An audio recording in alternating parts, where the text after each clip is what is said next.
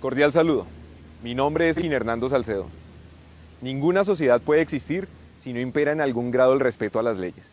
Y en el marco del derecho de la protesta social, que más bien se ha traducido en una espiral de crimen y violencia colectiva, una vez más la Policía Nacional está cargando con la responsabilidad de gestionar el conflicto social que tiene múltiples causas históricas, políticas y económicas.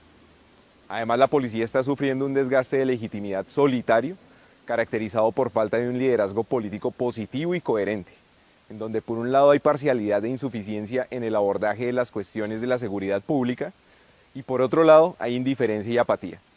Veamos algunos ejemplos. La Constitución de Colombia dice, ministro, que el Estado debe proteger los bienes, la honra y la vida de los ciudadanos y las ciudadanas. A este honorable congresista le faltó incluir en el discurso que la Constitución política también establece que los ciudadanos tienen deberes, para lo cual vale la pena recordar que en el artículo 95 se establece que el ejercicio de derechos y libertades implica responsabilidades. Toda persona está obligada a cumplir la Constitución y las leyes. Y cuando el ciudadano no cumple estos parámetros, el Estado, no un gobierno, tiene que intervenir para restablecer la ley y el orden público, apoyado por el resto de la institucionalidad, incluyendo a los congresistas, alcaldes, gobernadores, fiscales y jueces, que en su mayoría han sido precavidos en que no se les desgaste su capital político o salen a pedir perdón ante una sociedad que se está dejando llevar por discursos populistas. Aquí es donde se encuentra una lógica de doble moral. La manifestación es un derecho, no un acto de guerra. Por tanto, no se responde con actividad de guerra. La policía debe ser preventiva, no una policía militar que mata a sus ciudadanos y que... Entonces, tenemos que entrar a intervenir. El servicio no puede suspenderse. Es una decisión de la alcaldía. Porque entonces estarían ganando los saboteadores. La policía debe copar las calles del servicio de Transmilenio para garantizar. O por ejemplo estos honorables representantes a la Cámara que pareciera que se les olvida que la dignidad es un derecho humano. Además como que se les sube el cargo a la cabeza, humillando a los mismos que los sirven y protegen.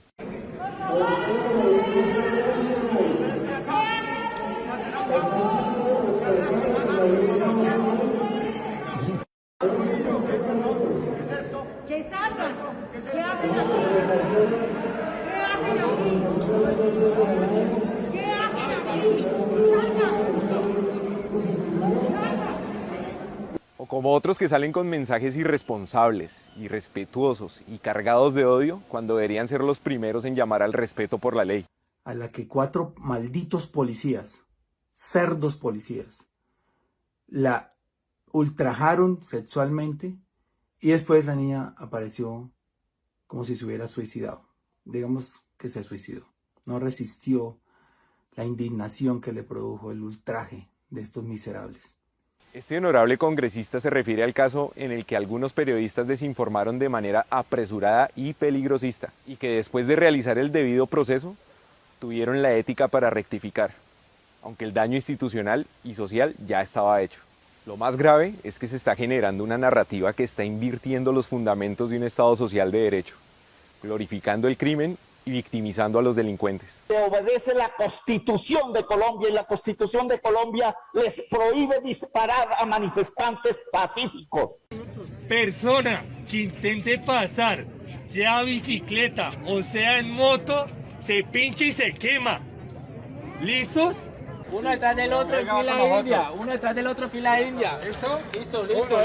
Listo. Vamos. La prensa. ¡Resistencia hasta la muerte! ¡Agache, hermano, agache!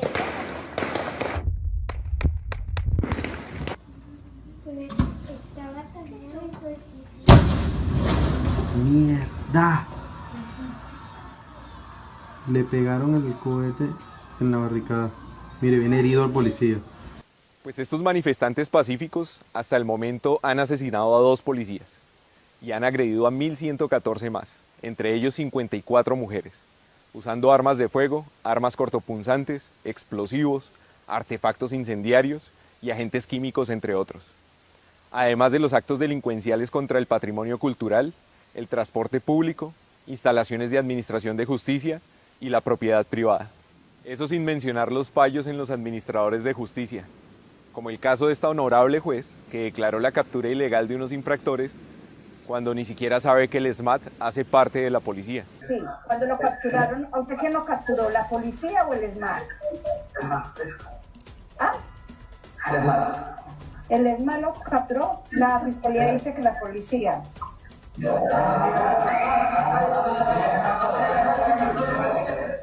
Y mucha atención a lo que digo aquí.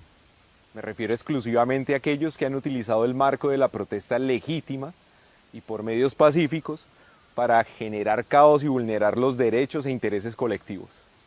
Intereses colectivos que rechazan los bloqueos y actos delictivos como se ha demostrado. Bajo el argumento de la violación de derechos humanos, han logrado limitar la actuación del Estado. Y ahora los hombres y mujeres policías que cumplen bien con su deber son golpeados, secuestrados, torturados y asesinados. Si se trata de derechos humanos, quiero recordarles lo siguiente. La Declaración Universal de los Derechos del Hombre en su artículo 3, la Declaración Americana de Derechos y Deberes del Hombre en su artículo 1, la Convención Americana de Derechos Humanos en su artículo 7 y el Convenio Internacional de Derechos Civiles y Políticos en su artículo 9 establecen que todo el mundo tiene derecho a la libertad y seguridad personal. Esto implica que los derechos del individuo se limitan frente a los derechos de su prójimo. Es decir, los derechos humanos no son absolutos, y que cuando está en riesgo la seguridad personal, el Estado y en especial la policía están facultados hasta por el derecho internacional para limitar los derechos humanos, como el Código de Conducta para funcionarios encargados de hacer cumplir la ley, que en su artículo 1 establece que deben servir a su comunidad y proteger a todas las personas, no solo contra actos ilegales, actos violentos, de depredación y nocivos, sino también la gama de prohibiciones previstas en la legislación penal. Es decir, todos los delitos establecidos en el Código Penal. De igual manera, el artículo 3 establece que la fuerza se puede usar cuando sea estrictamente necesario, de manera excepcional, racional y proporcional en la medida que lo requiera el desempeño de sus tareas, así como para realizar la detención legal de delincuentes o presuntos delincuentes o para ayudar a efectuarla. Además, menciona que se puede acudir al uso de las armas cuando un presunto delincuente ofrezca resistencia armada o ponga en peligro, de algún otro modo, la vida de otras personas y no pueda reducirse o detenerse al presunto delincuente aplicando medidas menos extremas. Es evidente que el país está siendo absorbido por los violentos y por lo tanto debemos apoyar las actuaciones legítimas de la policía en vez de debilitarlas.